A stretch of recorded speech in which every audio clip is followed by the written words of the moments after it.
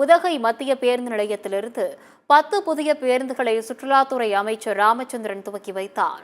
உதகையிலிருந்து தொலைதூர வழித்தடங்களுக்கு செல்லும் 10 புதிய பேருந்துகளை உதகை மத்திய பேருந்து நிலையத்திலிருந்து சுற்றுலாத்துறை அமைச்சர் ராமச்சந்திரன் துவக்கி வைத்தார். இந்த பேருந்துகள் உதகையிலிருந்து திருச்சி, மதுரை, தேனி, சேலம், ஈரோடு, கண்ணனூர், கள்ளிக்கோட்டை மற்றும் பாலக்காடு போன்ற வழித்தடங்களில் இயக்கப்படுகின்றன. ஒரு வார காலமாக பருவமழை மிகவும் கனமாக பெய்து வருகிறது. இதில் குறிப்பாக இந்த மழை எப்போதுமே கேரளா பகுதியில் இப்படி வர்ற காரணத்தினால அது இப்போ இந்த கூடலூர் பந்தூர் பகுதியில் கொஞ்சம் அதிகமாகும். அதுக்கு அடுத்தது உதகையிலும் இது பண்ணுறது குன்னூர், கோத்தகிரியில் கொஞ்சம் கம்மியாக இருக்கும். இது தொடர்ந்து இப்போ அழிச்சிட்டு வருது. இதுக்காக மாநில பேரிடர் நிவாரண குழுக்கள் 3 குழு வந்திருக்கு.